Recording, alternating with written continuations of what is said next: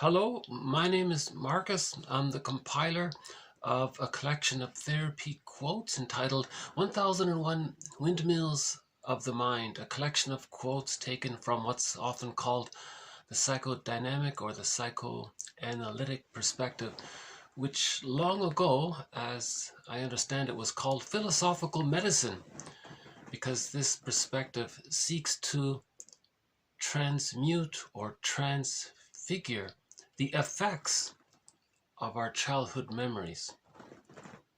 So the theory is this perspective seeks to heal the inner child. It seeks to heal our memories, so to speak, in the sense that we're not changing the past, but we're changing the effect the past has on us in the present, right? So if there's too much, if there's what's called an insecure attachment style or relational trauma, developmental trauma, any kind of fixation at a certain stage of development or arrested development, the child lives in a state of timelessness. He's hurt, disappointed, angry, sad, and he's stuck there. And those childhood memories, the theory is, they now enter into what's called the unconscious, sort of a metaphor for what we can't be aware of. It's in the brain somewhere, no one really understands it, but that this material in the unconscious seeks healing. How does it seek healing? Well, it gets the person, the conscious ego, it gets the person and their consciousness to distort the present, to misinterpret the present according to their perception of what happened to them as a child, to see if they can somehow get a better outcome. It can't be done, it's a secondary delusion. So this is called parataxic distortion, transference, repetition compulsion, negative magic gesture, prejudice, projection, of course. Prejudice comes from projection. All right. So that's called repetition compulsion. If there's if there's pain in the childhood, the person's going to replay, relive, reenact, recreate, like Sisyphus, over and over again, something in the present that resembles the thing in the past, to see if they can rework the childhood scene, to see if they can theoretically get a better outcome so it's not so painful, right? If it's too painful, they want to heal from that pain, so they want to relive, redo it so it's not so painful. Now this is all a secondary delusion. No person in the present can be that person's breast mother and do it right. The two of them, the person and anyone in the present, cannot travel back in a time machine to change the past and then travel back and feel better, right? So the theory is a person doing this repetitive behavior, right, projecting into the present, doing to others what the mother did to them to communicate what their mother did to them, and so on. These kinds of repetitions and projections and distortions. Lowen calls this a mirror defense. It's a defense because the person is not aware of it, so his anxiety is away from him. He's not aware of his anxiety. At the same time, he's creating a mirror for him to see what he's projecting or what he's denying or what he doesn't want to be aware of. So it does two things. Projection keeps the person unaware. At the same time, it's trying to help the person to be aware. It's called a mirror defense. Negative magic gesture is sort of similar. If the baby interprets mother's love as the mother exploiting the child or using the child or shaming the child, that person will identify with the aggressor, do to others to communicate what their mother did to them. It's as if they're saying to the mother in the mind, look, mother in the mind, I'm showing you through my behavior what you did to me. I'm going to find some safe person out there and I'm going to say I'll be negative towards them. Okay, so I'm going to project my innocence onto them. They're innocent and safe. And I'm going to do to them what you did to me. I'm going to show you what you did to me by imitating you, by mimicking you, by doing to others what you did to me. That's a negative magic gesture because the person is trying to heal from that trauma of the mother being on the phone for too long. While he was hungry as a baby, he's angry. So how does he express his anger? He demonstrates what she did to him by doing to others what she did to him, to show her what she did to him. That's how so Bergler says she's basically trying to show her up, trying to tell everyone and her, right, how bad she was, or how, not bad, or how she didn't listen to her own maternal instinct, right? But from the baby's point of view, he's so enraged by that, he just makes the impulsive judgment that she's bad, right? So, there's this innate drive for healing, right? So the psyche gets us to project and repeat, to create these mirrors for us to see what we're trying to heal. So this perspective is an attempt to be aware of what we're projecting, so that we can make the unconscious conscious, right? So the original quote is, healing is about making the unconscious conscious. Where id was, the unconscious was, ego shall be, consciousness shall be. Or where id is, I will be, I will contain and hold my feelings, right? Another metaphor is that these quotes are helping us to unpick the threads of a traumatic script and use those threads to weave a new, healthier script. These quotes are helping us to... Man's main task is to give psychological birth to himself. If he didn't get it naturally by the age of 3 with a secure attachment style, meaning the mother's love is more or outweighs the mother's unavailability, the child feels secure, so he feels safe enough to know himself. He gets the psychological birth at the age of 3 approximately. If the mother's more frightening than loving, the child has to use a variety of emergency maneuvers of the mind called defense mechanisms.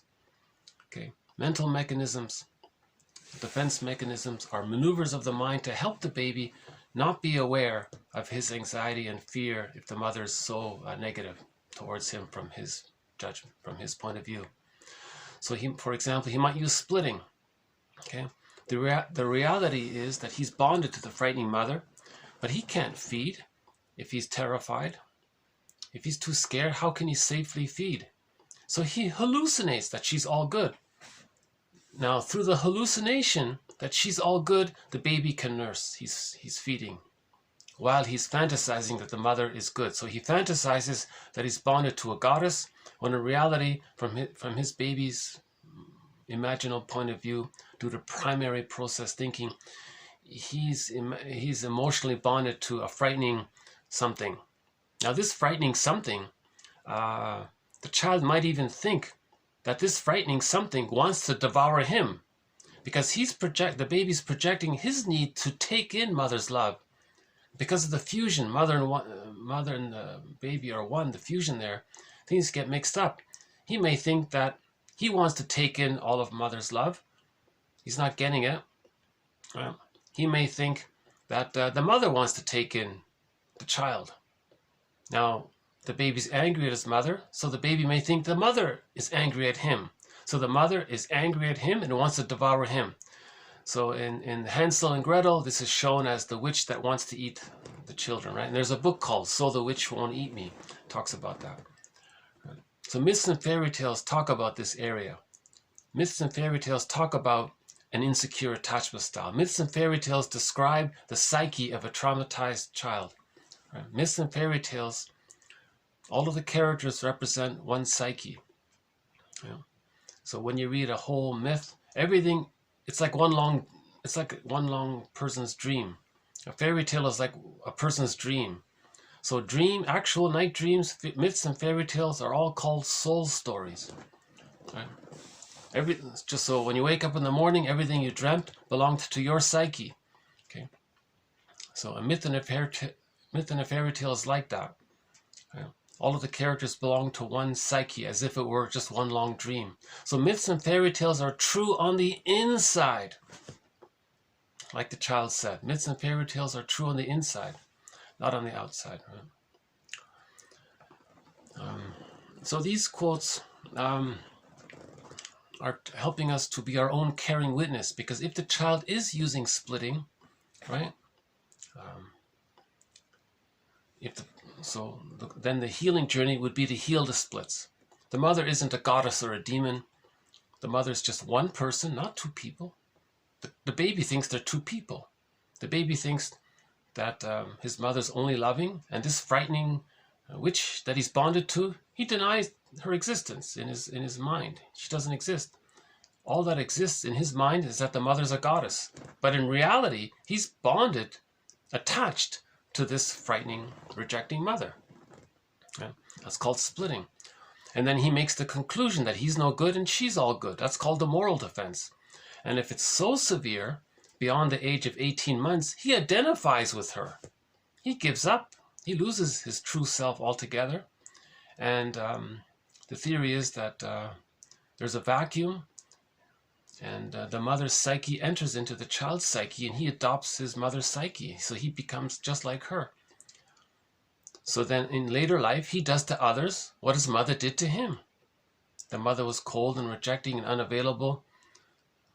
To him, he does those things to other people because he wants to communicate what his mother did to him, because he's so angry.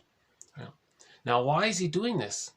Again, the more unavailable the mother is, the more rejecting the mother is, the more frustrating the mother is, the more the baby needs her. The baby needs mother's love to leave her.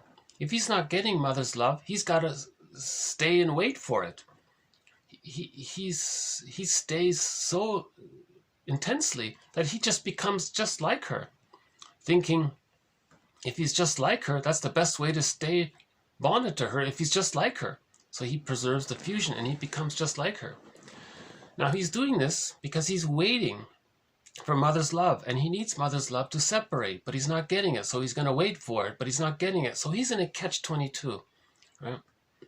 That leads to the double bind from the baby's point of view. If he tries to separate, he's got to feel the furies, the persecutory anxiety of trying to achieve his own psychological birth without the foundation of love to do so. Now, Orestes did it, the Odyssey did it. Okay, there are ways to do it. That's called the second journey of midlife, so it can be done. Right? Or if he gives up, listens to the sirens and gives up, then he's sort of stuck there. He's engulfed. So in the Odyssey, we know what happens when the sailors listen to the sirens. They lose themselves, right? That's the metaphor there. So again, the Odyssey is a myth. So everything you see in the Odyssey, all of those images represent, it's like a dream, it's like one person's dream. They all represent memories, fantasized personifications around themes of around clusters of memories. So the sirens represent that feeling within that this is too difficult, just give up, don't bother trying. Odysseus tied himself to the mast, so that's his willpower saying, no, I don't want to just not know who I am and not achieve the psychological birth. There's this innate drive for healing. So Odysseus is cooperating with this innate drive for healing, you see. Now in the story of Orestes, right, Athena supported, right? So usually there's a helpful character. That's a personification of nature's innate drive for the person to heal. Right? The psyche's drive for healing is there. That can be personified as a helpful goddess or god. So there's Beatrice and Dante, and there's Athena in Orestes, and there's Baba Yaga in different fairy tales, and so on. Right? Iron John, right, in the story Iron John, and in the king, what is it? The beautiful woman on the golden boat, for the story about the maiden king, the maiden czar, that story there. So there are helpful characters that support the protagonist in the story. Right? That represents this innate drive for healing. There's this invisible force that's getting the person to heal, right? So the mind and the body are together. We know that when the body has a hurt, the body is trying to heal already. Now the mind and the emotions are connected to the body, so it's the same idea. So these quotes are helping us to be our own caring witness, because grief is healed when it's witnessed by a caring other. So we have to be our own caring witness to the best that we can. These quotes are helping us to be our own existential detective, to help us make links, because when there's trauma, things get fragmented. Right? So we want to notice our repetitive behavior in the present, when it began, and then to see it in the here and now, live in the moment, and to make these kinds of links. And these quotes are helping us to be our own metaphorical fisher person. Right?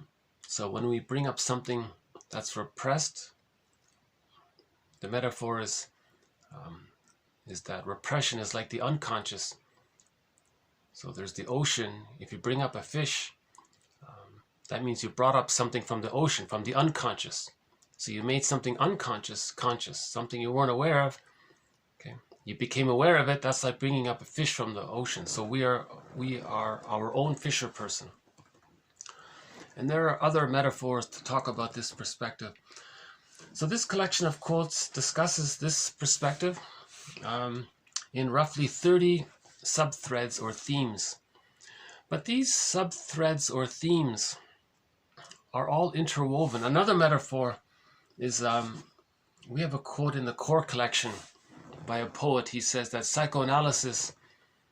in psychoanalysis, we're always searching for the egg in a basket that's been lost, but the basket's missing. We're searching for the egg, but the basket's missing. Something like that. We're always searching for an egg in a basket that's missing. So to find the egg, we need the basket. Okay. So these 30 threads in this series of quotes, these quotes comprise roughly 30 threads. We can use these 30 threads to weave this basket.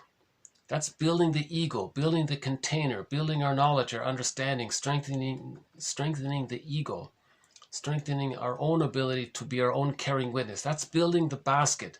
So as we weave this basket, we find the egg. Yeah. Now in the egg, there's treasure, there's new life. Okay. The golden ball can be in the egg as well. The firebird can come out from the egg. That's our ability to mourn and grieve, and our feelings come back. And this metaphorical rebirth. So that's called the second journey, to create this nest, this basket, pardon me, and then we have the egg, and then we find our new life, right? So Chinnen calls it self-reformation, healing the splits. Okay, and that leads to connection to ourselves. That's called the transpersonal psychology, right? To connect to our ontological self. And then we have emancipated innocence. Right? Masterson says that with the psychological birth, again, man's main task is to achieve psychological birth to himself. Okay. So with the psychological birth, Masterson describes it as that we then discover what's called the real self part of the self. Now, the real self of the person, everybody has a real self. This expresses the person's uniqueness. It shows the person what their unique interests are, how they're a little different, how they're unique. And if they express that, that's meaningful for them. The real self allows the person aliveness of affect, a wide range of affect. Okay, it's not just about fight or flight and stress response. A wide range of affect, emotions, tenderness, affection, caring, confidence, assertion, all of the natural humility, remorse, regret, apology, ability to make reparation if we make a mistake, right? Ability to make I statements, ability to connect, mutuality, heart-to-heart connection, right? I'm okay, you're okay. So the real self allows the person, right? The adult personality, the I'm okay, you're okay. That's normal, natural, healthy development. I'm okay, you're okay, mutuality. In the last video, we played the song by the singer Gabrielle called The Give and Take. She was talking about her desire for mutuality. The real self, part of the self, allows the person to mourn losses because it allows the person a wide range of affect. So if the person does have a loss in his life later on, the real self will send the person, or say to the person, yes, you can have these feelings. The real self will say, I will allow you to feel these feelings, because he has the ontological connection to himself, right? He has the psychological birth, the so-called sense of self, or connection to his ontological self, right? Whatever we call it. The transpersonal psychology, whatever we call it, he has that connection to himself, so he feels safe within himself to mourn the loss, to accept the reality of the loss. Because to accept the reality of a loss, that's painful, right? So you need that kind of connection to yourself, to hold yourself, to feel the feelings around the loss. If a person doesn't mourn losses, that can lead to pathological nostalgia, melancholia, complicated grief, aggravated grief, prolonged grief. That can lead to nervous breakdown, stress on stress, soul loss, burnout, etc. That can lead to, as one person said, to becoming a curmudgeon late in life. Bitter, miserly, stingy, greedy, irritable, angry. They're not an elder, right? They're still waiting for mother's love, and they're angry all the time, right? So they're still greedy, and they're hoarding, and they're angry, and because they're still caught in the catch-22, because they needed mother's love to leave her, and they never got it.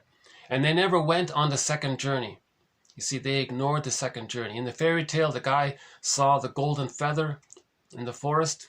He walked by it. He said, no, I'm not going to feel those feelings. He ignored it. So he ignored the call to heal. The psyche was telling him, you got to heal. He said no. So his trauma is so great that he invested very heavily in what's called taking refuge in the grandiose part self. So he's taking refuge in the babyhood thinking of it's all about him. He's so important. He's bonded to the great mother. So he's constantly stuck in that babyhood thinking. Right? The babyhood thinking is that it's all about him. Right? And that's called primary narcissism. Everything around him is to serve him. Everything's there to take care of him. Everything's about him. And again, the baby in the womb, it's all about the baby. In the afterbirth for the first 18 months, it's all about the baby. He's a little king. So people with the narcissistic pattern, unconsciously, if they confess it, they'll say, yeah, they're a little god. They think they're so important, right? So they're taking refuge in that babyhood biology. The biology is that they think it's all about them up until the age of 18 months. But if too much of the true self got squelched because of the mother's unavailability, all they have left is the grandiose part self. Again, the child has a self. It comprises of the true self, all of his innate given potentialities, plus his grandiose part self. Now, the grandiose part self normally dissipates at the age of 18 with enough love. That's normal development. That grandiose part self is just an extension of the womb life, right, where it's all about the baby. Right? Now, if he loses his self, his true self, what does he have left? He only has the grandiose part self. So he takes refuge in that. Now the grandiose part self is fused with the omnipotent mother, and he becomes her. So that's why he thinks he's so important and it's all about him. And he's stuck there. Now this configuration, this psychic structure, this fusion of the omnipotent other, fused with the grandiose part self, that's the false self. That's the false. So he's taking refuge in the false self, so much so that he thinks that's his true self. That's the illusion, you see. That's why they say it's an illusion. Right? Now, so in this, by the way, in this video, we'll add I'll add 2 or 3 more quotes on the narcissistic pattern as well. Okay, hold on a sec. Let's see how we're doing. Let's unplug this phone here. So how are we doing out here? Okay, yeah. Okay. So I think it's about minus, I'm not sure what it is, -5, -10, something like that. Somewhere around there.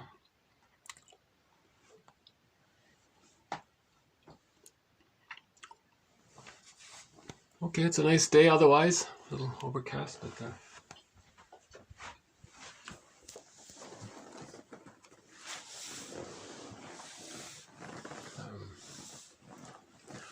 So these quotes are helping a person, or can help a person, to resume development, right? If they got frozen there, right? Now, one of the threads in this series is several of the threads in this series concern themselves around the different personality patterns that spring forth based on where the arrested development takes place. If the arrested development takes place within the first 5 months, that can lead to a variety of personality patterns. Okay, so those are threads around that.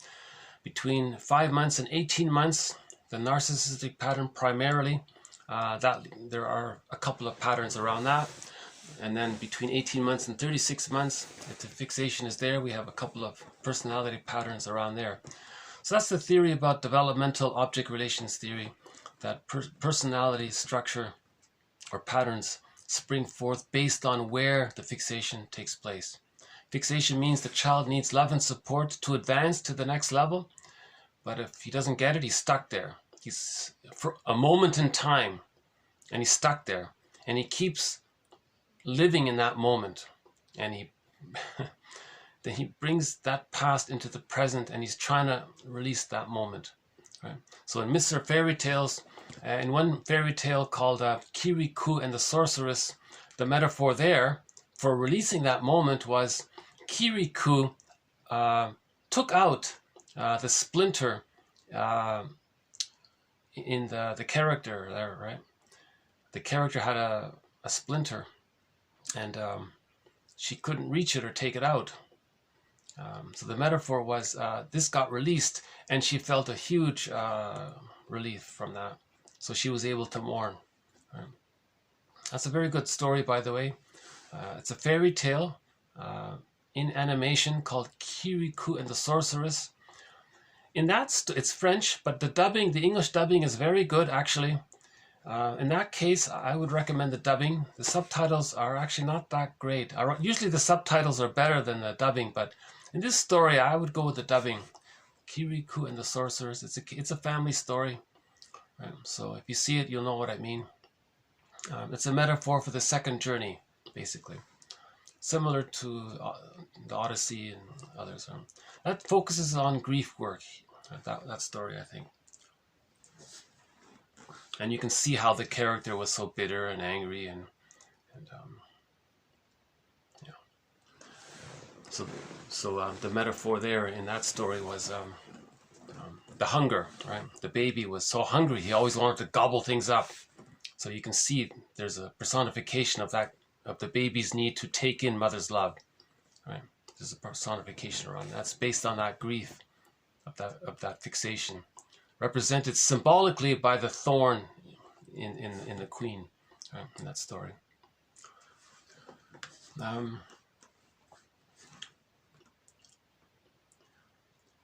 So yeah, so the baby might use splitting. He might use the moral defense, where he thinks he's no good and others are so good. He might use identification with the aggressor, where he adopts his mother's attitude and thinks that he's good and others are no good. Now, in that case, when he identifies with the aggressor and says that he's good and others are not okay, he's talking about himself seen outward, projected outward, because his true self is squelched when something's repressed. It's seen outward. It's projected. Projection is a mirror of repression. So projection is the means of bringing repressed material to consciousness. So when he projects, he's talking about himself. But when he projects and gets his mind outward, when he blames others, in other words, then he doesn't realize it's within. So projection keeps what he doesn't want to be aware about in himself, meaning his true self got squelched and he's hurt and angry about it. And he says others are so bad instead of realizing that maybe he feels so bad inside or hurt and so on. Yeah. So that's identification with the aggressor. There's reaction formation. There's rationalization is a big part of this. The overuse of rationalizations to the point where the person doesn't know when he's rationalizing and when he thinks he's telling the truth. He can't even tell the difference between his lies and what is true for him, because he's so invested in preserving the false self, because that's his only identity, so his concept. So he doesn't have the psychological birth because he's still taking refuge in the grandiose part self. So these quotes are helping us to identify these major defense mechanisms just mentioned: the moral defense, identification with the aggressor, and so on. Yeah. And then we heal the splits. When we heal the splits, that means we accept the reality that the person was that when the person was a child, they received more frustration than love. Okay. Then they have to forgive the parents. But in order to forgive the parents, the truth will upset you free. You have to know the truth about the parents, about the relationship with the parents. So if you accept the relationship with the parents, that it was more frustrating than loving, okay, then that's disappointing, of course. Then you got to look at the two sides of the mother. She's not a goddess or a demon. It's one person, okay? And one self-help exercise is, well, just imagine, had the mother had a caring childhood, a loving childhood, isn't it natural to assume that she would have loved and given the love to her child if she could have? So she could have if she had the chance to, but she didn't have the chance to because she was stuck in her arrested development. She was caught in her repetition compulsion. She was trapped in her existential net. So she didn't have it to give, so to speak. But Karen Horney says, even though she was caught in that situation, she still managed somehow, out of a mystery, to still love the child in some ways. So you look for the ways she did love the child. Keep in mind that she would have loved the child more properly if she could have. Accept the reality that she was so frustrating and hurtful, and bring the two sides together. Okay, bring the two sides together. Woodman calls it holding the tension of the opposites. Bring the two sides together to get to a place emotionally where you feel that the mother was an ordinary person who was partly loving and partly frustrating, and you can accept the two sides. So then you get the key out from under mother's pillow. Okay, Iron John story, you get the key out from under mother's pillow. Then you get the golden ball. Right? The egg appears in the nest. Right? So when you create that circle, when you put the two sides together, that's like creating a pillow. It's a circle. It's similar to the motif creating, it's called whole object relations, seeing the mother as a person. That's the when we have that kind of whole thinking, holistic thinking, that's like the basket, then we get the egg. Or we get the key, we get the golden ball. Similar ideas, different ways of saying it. So myths and fairy tales are basically symbols or metaphors for psychodynamics. Yeah. Okay, so let's begin with the first one here. Okay, this one is on the narcissistic pattern.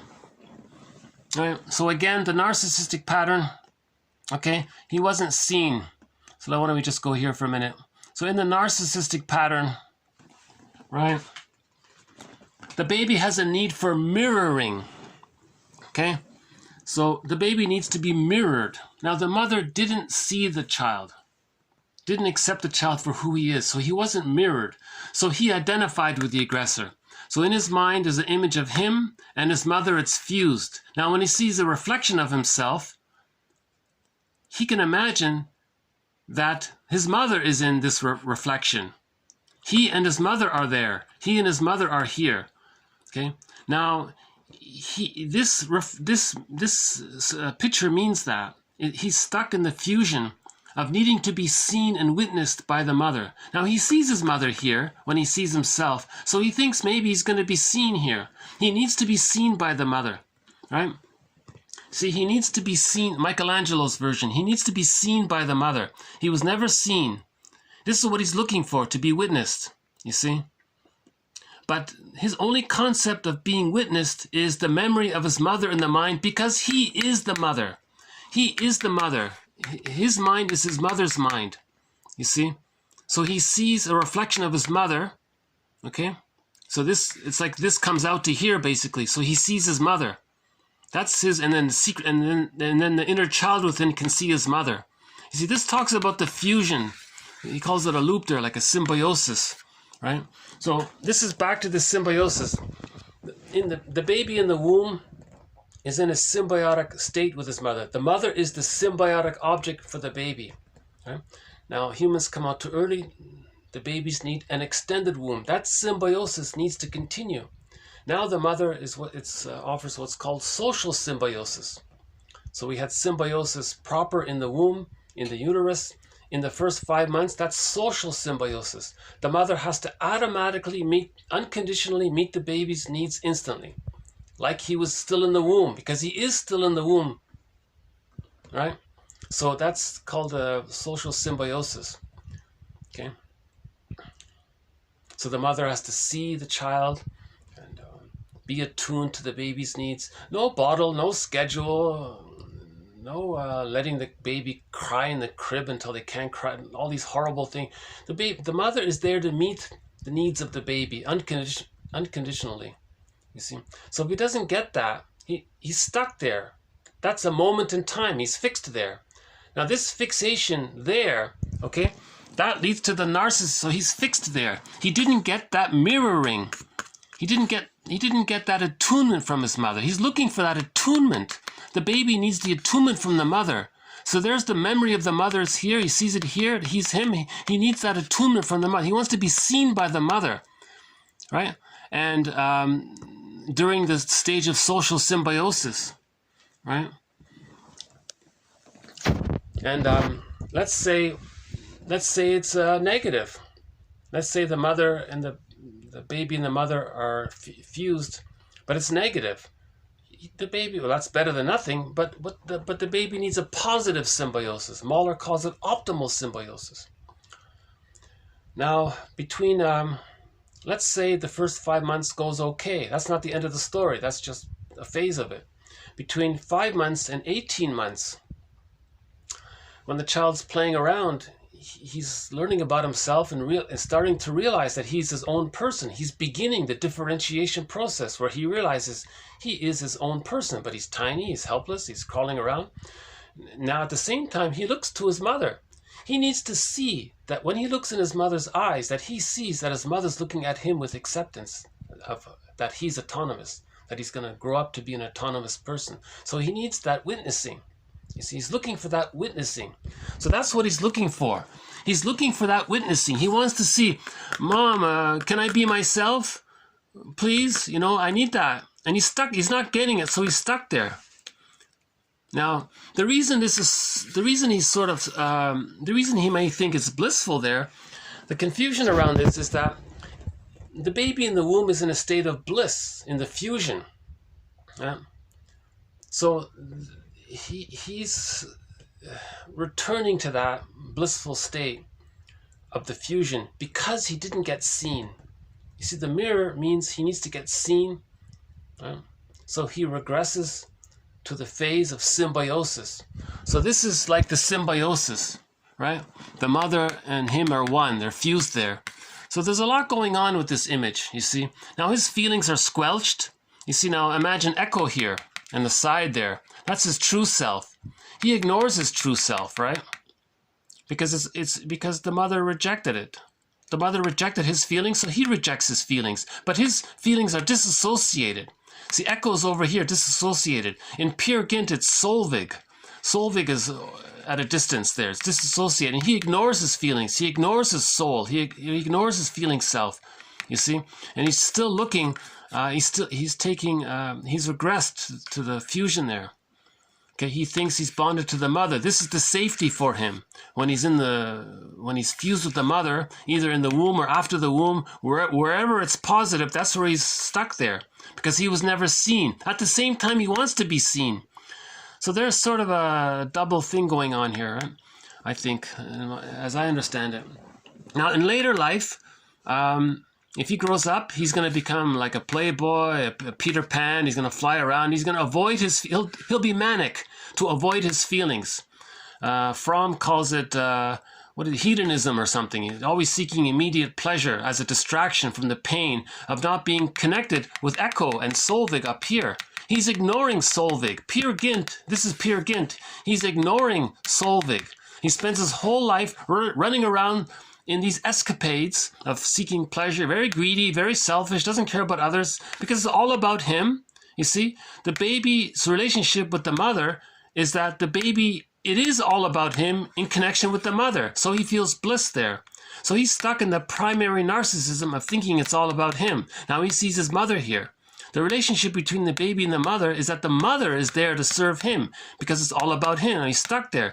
Now he may biologically grow up and run around, but psychologically he's still in like this. That's why he ignores his feelings. Now if there's an actual woman in his real life, he will do the same thing. He will ignore her reality, right, as a person in her own right.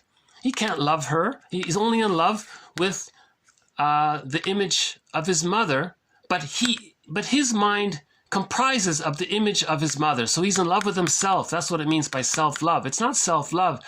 He identified with his mother. He is the mother. He's in love with the mother, but he's the mother, so he's in love with himself. So when they say he's in love with himself, they say he's fused with the mother. That's what they mean there. So that's his primary love. So he's married to mom. There's a book called Married to Mom, you see. And that's why he doesn't love other people, you see. That's why in Peer Gynt, he spends his whole life, at the end of life, he finally at the very end, he's an old man at the very end. He says to her, to Solveig, "Where have you been all my life?" And Solveig says, "I was always with you. You just ignored me." It's like echo. Echo, where have you, my soul, where have you been? Well, I've always been here. It's disassociation. You were traumatized and your feelings got disassociated. So the personified voice of his disassociated feelings is echo. Echo is saying, "I'm here. When you say something, I say something. I repeat what you say to tell you I'm still with you." This repetition, that's a metaphor for disassociation, you see. So they're very similar. The story of Narcissus and Echo and Peer Gynt and Solveig. Okay, now any kind of any kind of a playboy story or womanizer story, there might be something that represents his feelings that's out there, even if it's just like a puppy dog or a pet or something. You know, he has something that's a metaphor for his disassociated feelings. So he might be very caring towards his pet, maybe his pet, I don't know, crocodile or something, his pet. Gecko or lizard or whatever small pet he might have. He might be very caring towards this. That would be like a stand-in for Echo or Solveig. You see, he's got to project his disassociated feelings onto some mammal, right? Something that moves, or maybe a thing. It could, maybe even he can't even do that. Maybe he's just in love with his possessions, just some items. You see, so he's over-possessive. So this could be inanimate as well. That means he's very cold. He's very traumatized inside. He doesn't feel inside. That's called alexithymia. So usually these guys have alexithymia inside. They don't know what they feel. Now they can be very charming and all that, but that charm, they learned that charm because that's the mother's ability to be intuitive. Or to have that power over the baby. So he adopts the mother's power over the baby for himself. Now he has a kind of power over others. So people with a narcissistic pattern can be kind of hypnotic. The way he was hypnotized by his mother. He adopts his mother's hypnotizing power. Now he has a hypnotizing power. That's why women are also gaga with people with the playboy types, right? They fall for that all the time. Because a lot of women also didn't get their symbiosis. You see, this can be for men, or this is not about gender. This can be a woman as well, right? So this is called the puer, or it's called the puella. The puella is the female version of the puer. Okay, the mother complex, we have the Electra complex. So this could easily be a girl. It's not about gender here, so don't worry about that, right? So with that background, I guess that was a bit of a rant, I guess. I think I explained it a little better in previous videos. I think I'm having a bit of an off day today, so I'm not sure how well I explained it. But may I refer you to previous rants on the narcissistic pattern. So we'll add 3 more quotes to this narcissistic pattern. Okay, TQ 1893 by Lowen. Yeah, Lowen. So this next quote comes from this book here by Alexander Lowen about narcissists, right? Okay, so the baby thinks, quote, right? if the baby identifies with the mother's this giant, right? The mother's this, from the baby's point of view, the mother's the giant. She has all the power. That's omnipotence. So the narcissistic pattern, he thinks I can do anything because he's fused there. Now mother's everywhere from the baby's point of view, so he's omnipresent. He thinks he knows everything, right? Because mother knows everything, and it's all about him. So he wants to be idealized. You see. Now these, of course, are the attributes of a god. So he thinks he's a little god, right? It's called infantile megalomania. So Bergler calls it infantile megalomania or primary narcissism or taking refuge in the grandiose part self, whatever we want to call it, right? On some deep level, those with the narcissistic pattern see themselves as little gods. But how does one come to think oneself of a god? Well, rejection is an intolerable situation for a child. Fair enough.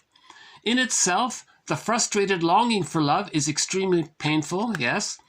But the consequent sense of being unlovable and the conclusion that it must be due to some fault or failure in oneself, okay, unconscious guilt, right?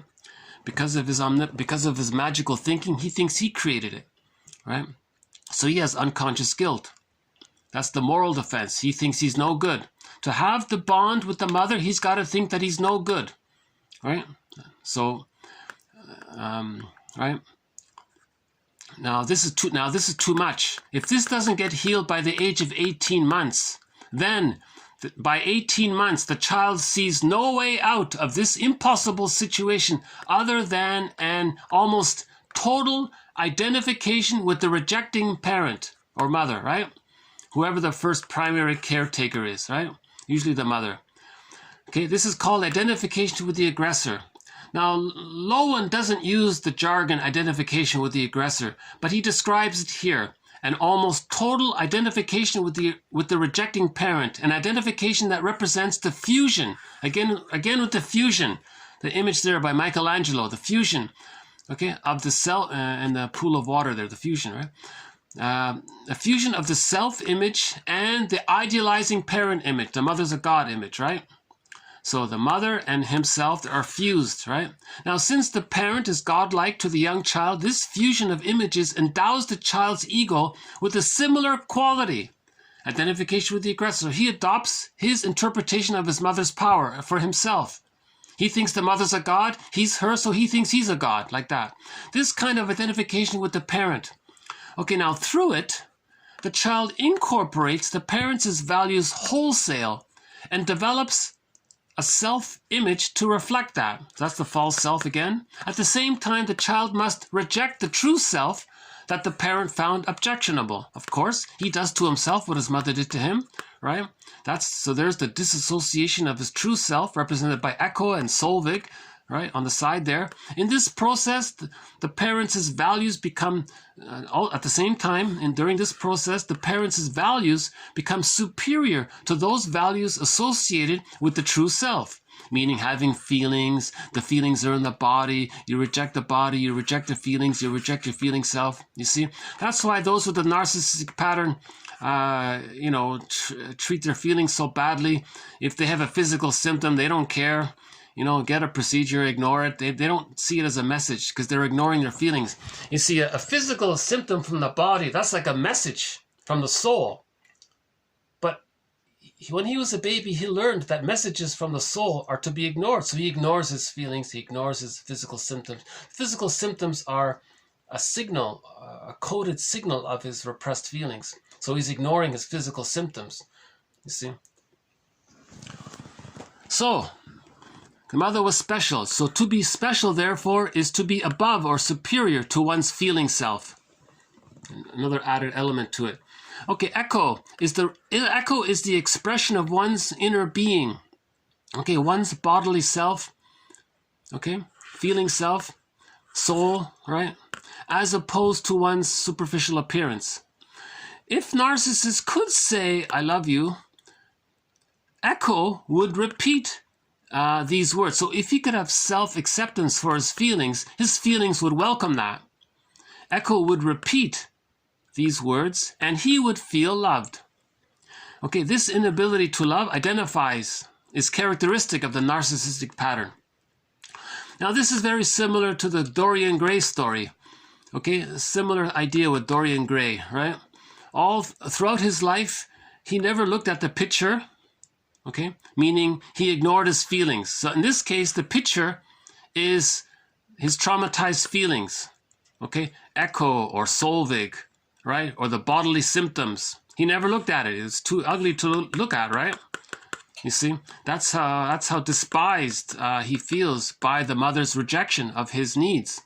Now, the mother didn't do it on purpose. We're not blaming her. She read a magazine and thought that the baby should cry himself to sleep, but his feelings become very unappealing. Right? Now, now Lowen says, let's not be too critical here. Let's recognize that this is on a spectrum. To one degree or another, we are all like Narcissus or Peer Gynt or Dorian Gray, because to some degree, we all don't want to face the reality of our lives. You see?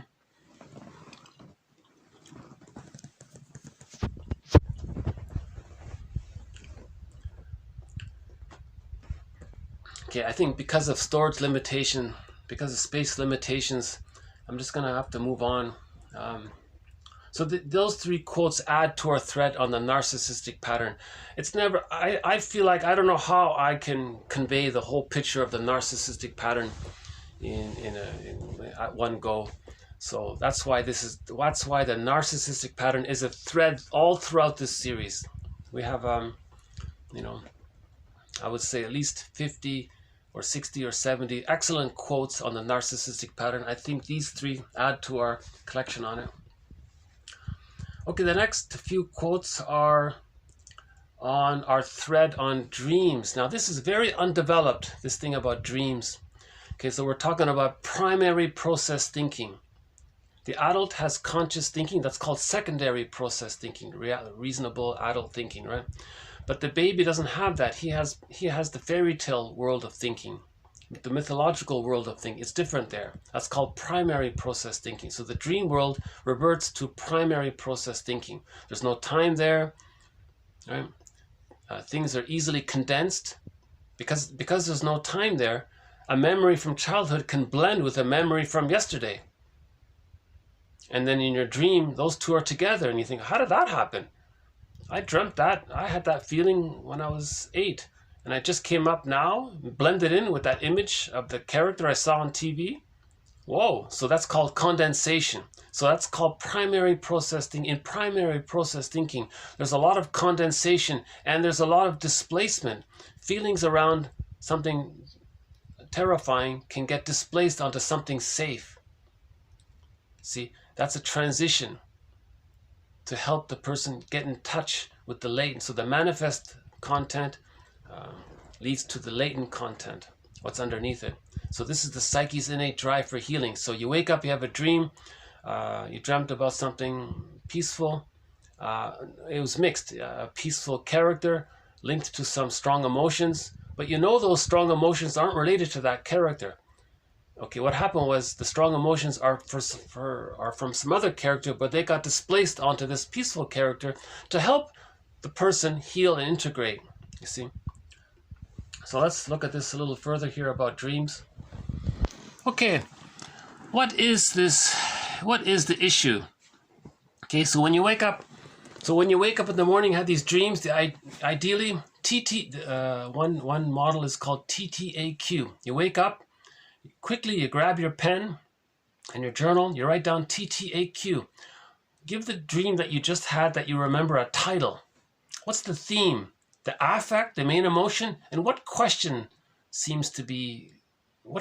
there that seems to be present?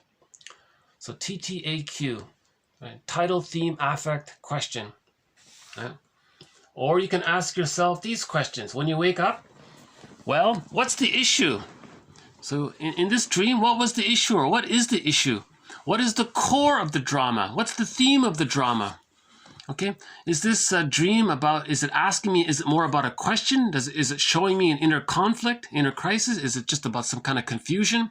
What's the feeling of the drama, the dream drama? What's the feeling, the main affect? Now, what motivates this story? What's behind all this? What needs are being met? Right? What is there unmet need there? Is there some, what's motivating this? Are we trying to handle something that we couldn't handle during the day? What are we trying to handle here? What motivates the story? How does the story develop? Right? Is the question still alive? A dream sequence will state the same issue or the same question in many different ways. The psyche is very kind. If you don't get something one way, it will show it to you another way, and then another, and yet another. Ask about the meaning of a particular dream in your life. What is the meaning? Right? What is it teaching you? Is it bringing new knowledge that expands your awareness of yourself? Okay? Is it bringing new knowledge that expands your awareness of yourself? Good question. Asking the right questions, asking the right question is essential to understanding your dreams. It is important to integrate your dream stories and the information you get from them into your life. Okay? Otherwise, the dream is just a disconnected drama, which is not your psyche's intent. The psyche's intention is to heal you, right? It tries to give you information that will allow you to live your life more fully and with more awareness. You see? So what you can do is you can sort of expand on the dream, right? For example, if in a dream you miss a train, you can, okay, in your waking state, okay, if this were like a novel, write a second chapter. She calls it make another chapter in your consciousness. Right? So in the morning, extend the dream. Okay, so you dreamt about missing the train or whatever it was. When you wake up, extend it like you're a storyteller. Okay, you can in your waking state second chapter the dream. Give the dream a second chapter by imagining what you would do, okay, and writing that down in story form. Or if you were to paint the scene in the dream, okay, you might discover that some new element wants to emerge in the painting that was not in the dream, leading the story onward. Okay, so you draw your dream, and then maybe you get the idea to add something new will come up, right? The whole point of working with dreams, okay, so these are messages from your soul, right? Letters from the divine, right? The whole point of working with dreams is to affect change in our lives at a very real level, to do some healing and to expand your awareness of who you are. You and your perceptions don't have to stay stuck. Okay? That is what the dream wants to do, to give you the insight and courage to become more fully you. Okay, so again, it's trying to work through the repetition compulsion. It's trying to unpick the threads of a traumatic script. You see? And then you take those threads to weave a new, healthier script. So the first chapter is you dreamt it. It's trying to unpick the threads. And then you write the second chapter where you make new choices and make better decisions and based on your knowledge and information you gain from the first chapter. Okay, so that's sort of the healing journey, right? The main function of dream interpretation is to strengthen the ego, so you're building awareness, in order to metabolize more of the unconscious. Okay, make the unconscious conscious, right? Because if too much is in the unconscious, then you're repeating your life too much. You're not living in the present. You're living too much in the past. The more you can move unconscious memories into the present, the more you can live in the present. Put it that way.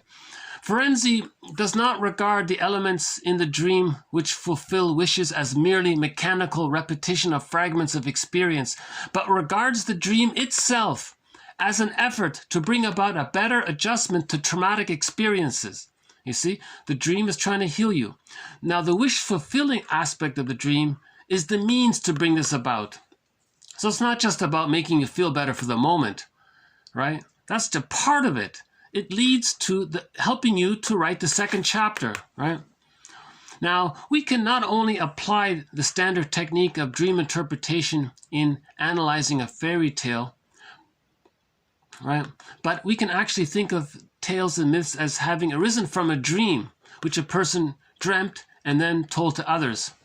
In other words, the things we've learned already about analyzing, interpreting myths and fairy tales, that same kind of attitude, we can transfer that to our attitude towards interpreting our dreams, and vice versa.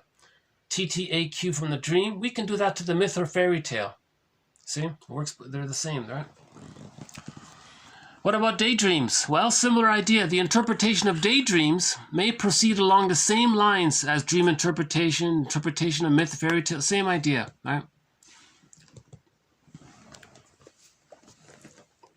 Okay, so those are a few quotes to our thread on how do we, the psychodynamics of dreams, understanding how dreams are an attempt, how dreams are soul stories, and how we're meant to be able to at least recognize a chapter of that soul story and then consciously add a new chapter to the soul story.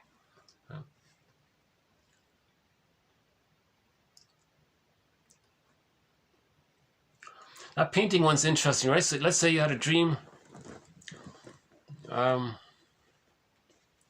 You were playing cards with your friends and you were having a pleasant time, let's say. And then someone came in to interrupt it and said that someone else wants to talk to you or something. And you said, oh my God. And then you jumped up and you went to the other person and you realized it was nothing. And then you felt badly for disturbing the game with your friends. And you had that dream. And you realize and you wake up, oh yeah, that was something wrong there. So what's the second chapter? Now you can write down, oh, next time something like that happens, I'll just say to the friend, well, I'm currently enjoying the game I have with my friends. Please leave a message that to the other person that I'll be with them a little later on. So you want to respect your feelings and your connection to the people in the present. So you might have that kind of, that's maybe an overly simple example. But if there's a revelation of something bothering you, if you have a nightmare, in other words, or something bothers you, right? You see, we usually wake up at the moment of nightmare because we can't feel it. We're just on the edge of trying to feel it, but it was too much. Then we woke up. So now you want to expand your consciousness. So the next time you have that same dream, you can take in more of it. So you're trying to digest more and more of it. But you need the conscious side. You want to build the mask to get more of the egg, in other words. Okay, our next one here. Okay, we have a, it's not really a thread. Yeah, I guess it is a thread, a double bind. What is the double bind? Yeah, why don't we just declare the double bind as a thread in this series? So that's sort of a, it's a defense. Yeah, let's say that. Let's say the double bind is a thread in this series. So usually the double bind is if the baby says he has a need, the mother's going to punish him. If he doesn't express his need, he feels pain. So he's in a double bind. The baby has a need, right? But he knows that if he expresses it, he knows that if he doesn't express it, he'll feel pain. But if he expresses it, he'll get pain from the rejection of the mother. So he's in a double bind, right? This idea. This is very common in childhood. So one definition of it is the double bind, the simultaneous transmission of two kinds of messages, one of which contradicts the other, right? For example, the father says to his son, okay, go ahead, son. What do you want to say? You want to criticize me? Okay, fine. Say it. Now, while he's saying it, his tone and his manner and his innuendo, while he's saying to his son, go ahead, you can talk to me, tell me what you feel about me. Now, the way he's saying it, the son picks up that, oh boy, I better not. He's going to be very angry if I do. So verbally, the father says, okay, you can say what's bothering you, but emotionally, the nonverbal communication is, oh, you better not say what you really think about me. Say what you think about me. Don't say what you see. So there's a contradiction here. Simultaneous transmission of two kinds of messages. The verbal says, tell me your opinion. Okay. The nonverbal says, you better not tell me your opinion. So they contradict each other. That's called a double bind, right? So children are very often in a double bind. Now this can come up in dreams, and we may wake up at that moment of the double bind. The double bind is you had a wish, but to acknowledge that wish led to rejection. That was terrifying. Then you wake up. So often we wake up at the moment of the double bind, I think. Okay. Next one here. The ego becomes strengthened. Okay, the ego, so we're building the basket to get the egg, right? The ego becomes strengthened, our consciousness develops by the recovery of memories. So if we get our memories, that means we're stronger in our thinking, right? As it is no longer necessary to deny or ignore the feelings, right? The past becomes assimilated and mastered through emotional reliving and understanding. Okay, the dreams can do that. In the dreams, we may have an emotional reliving. So in the dream, we have an emotional reliving, and then after we wake up with our dream journal, we have some understanding. Okay, so we've assimilated our feelings. When we assimilate our memories and feelings, that means we're becoming more conscious, we can live more in the present. We're not haunted by the ghosts. Okay, so we're laying the ghosts to rest, right? Ghost means a painful memory. Okay, if we have all of these painful memories, that's the ghost, that's the phantom. If we relive and have a relationship and experience, all right, then the furies become the gentle feelings. So in Orestes, the furies become the eunemades, the gentle ones, right? You see? So in the story of Orestes, he wanted to find his psychological birth. Hold on a sec. Orestes faced the furies. That's a metaphor, a symbol of feeling what's called persecutory anxiety. The baby feels immense persecutory anxiety or massive anxiety or abandonment depression, whatever we call it. Okay, the image of this immense terrifying anxiety that the baby feels if he's hungry and his mother's on the phone too long. That's the furies. Orestes faced those furies. He did it. Right? And then those furies morphed into gentle feelings. So in the beginning, in the first part, he was afraid of those feelings. He faced it. Then the feelings served him. So in the story of Orestes, they became the Eumenides, the protectors of himself, a part of himself. If you have connection to your feelings, one way of saying it is that your feelings are protecting you, right? Because you feel, therefore you are. If you don't know your feelings, then you don't know who you are. But if you feel, you know who you are. So the feelings become the sentries. The feelings become the that's what they mean by that. Right? Okay. The past becomes assimilated and mastered through emotional reliving and understanding, and the personality becomes enriched through a transvaluation. A transvaluation of past experiences. You see? So that's the goal of the psychoanalytic perspective, to achieve a transvaluation or a transmutation, or what does Chinnen call it? A transfiguration. A transvaluation of the effect of the past. We want to achieve a transvaluation or a transfiguration of the effect of the past onto the present. Lowald calls that laying the ghosts to rest. Right? So when you metabolize your painful memories and feelings, okay, then the ghosts become ancestors. In Orestes, the furies become the gentle ones. Okay, lastly, one by Chinnen here. In the midst of her dismal situation in the fairy tale there, new life emerges, symbolized by the eggs. So Chinnen tells a story about how, in one story, somebody was carrying in these eggs, and they always helped her. She would open up an egg and something good would come out. So that was a symbol for how there's something within us that's supporting us and guiding us. So once again with Chinnen, highly recommended for the second journey of life. I think essential reading for the midlife audit. It's called Middle Tales. So fairy tales for adults, told by adults for adults. They're called middle tales. These fairy tales told by adults for adults are called middle tales. Chinnen has identified, in his opinion, some of the best middle tales available. A lot of it got lost, he said, but some of it has survived.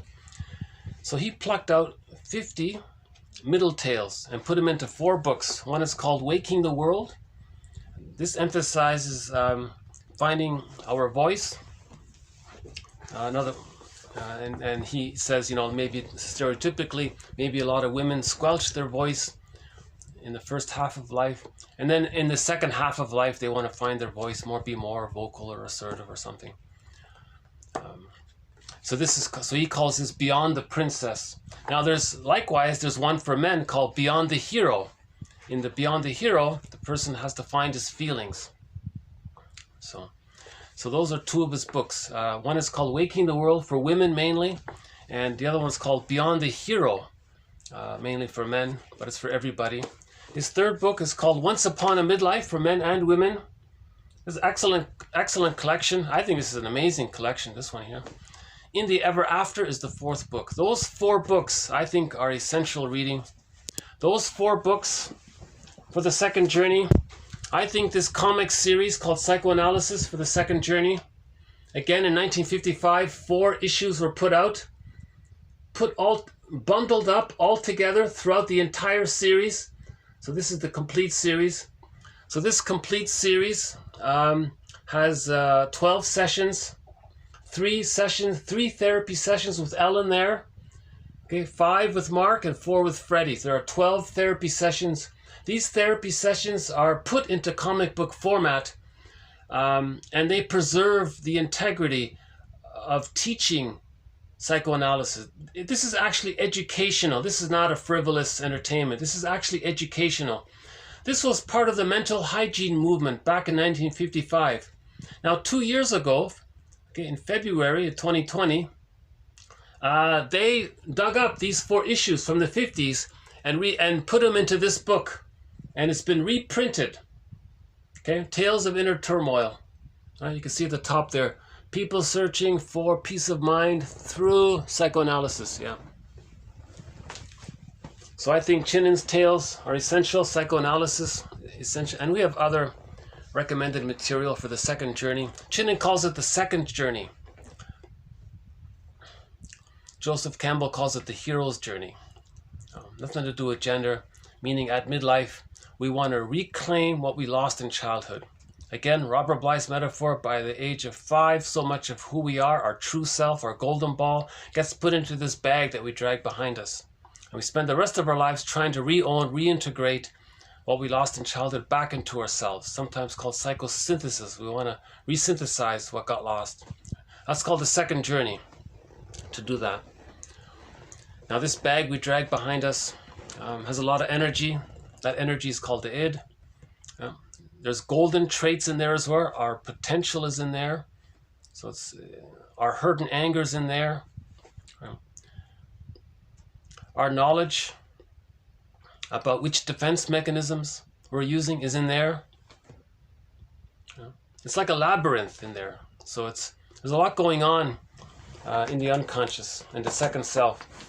And one approximate metaphor is this painting by Roy, what's his name, Lichtenstein or something.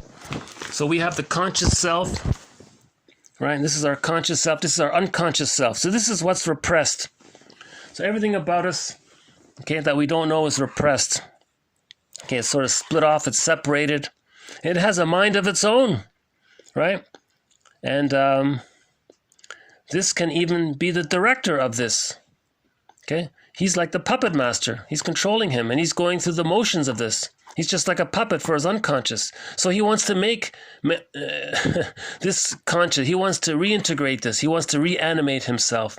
His feelings are in here. His real self is here. His true potential is in here. And he's not aware of it. He's separated from it. So he wants to be reunited with himself. That's called the second journey. You see? That's what we've been talking about. Now, when he sleeps at night, this is very active. All right.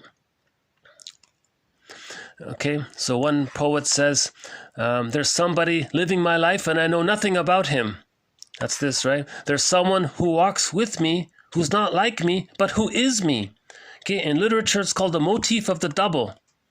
Okay, just one approximation is in that show Happy Days, you have the actor Henry Winkler, and this is his vitality, the Fonz. So the Fonz was very active and confident, but in real life, the actor Henry Winkler, he's not that assertive and confident. But when he gets in touch with his disowned feelings and has permission to, in the role of being an actor, act out that character, this is called the alter ego as well. The alter ego, the second self, the unconscious self, right? The alter ego, the double. So you can see that, right? So everybody has that dynamic of who we are, how we, but, and then, who we really are is we feel, therefore we are. So when we say know thyself, know the conscious self and know the unconscious self. We have to know the totality of the two. You see, we don't want too much emotions in here, right? We want to own more and more of our emotions. Our feelings are here. The real self is here. Our ability to know what we like, our interests, our hobbies, our capacity for mutual relationships, love, tenderness, affection, kindness, caring. I'm okay, you're okay. The adult personality is here. General ability to say no and not feel guilty. A lot of these things are in here. The normal, everything that's healthy, natural, normal, it's in here. Darrow calls this the skeleton, and the skeleton is teaching him that there is a conquest of him, that he can accept himself, he means, you see? So this is called the second journey, to re-own this, to bring this back in, okay? Now, trauma creates this. If the child doesn't have too much trauma, the unconscious is not that strong. It's sort of a little smaller there, you see? But what's the theory about that? Oh, just a few minutes left, just about maybe 5 or 10 minutes left. Yeah, I'll admit...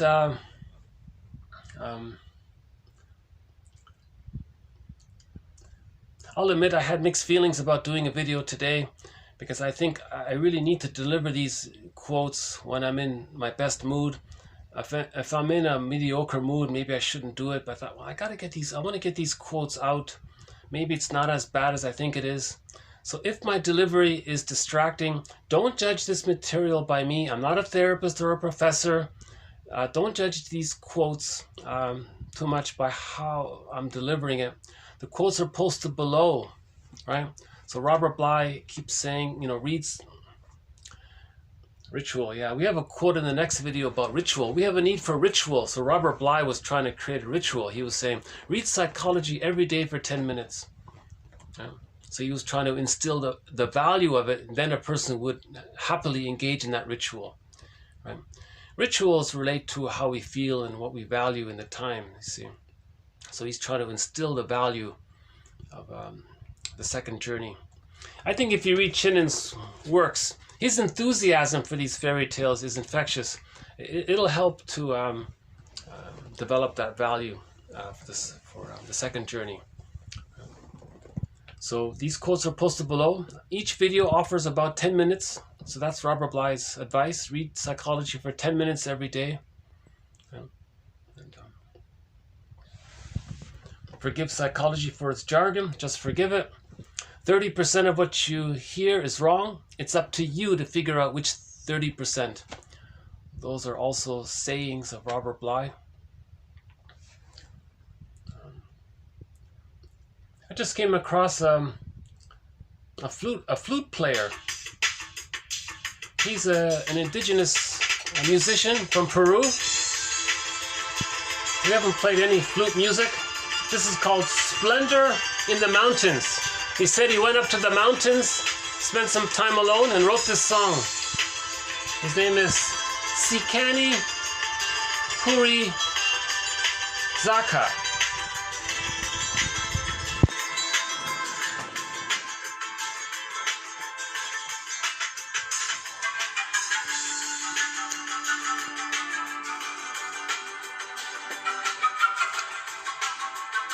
Splendor in the mountains, splendor in the snow.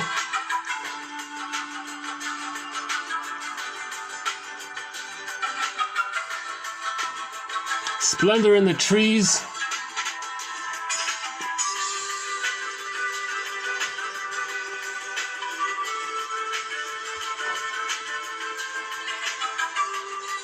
Splendor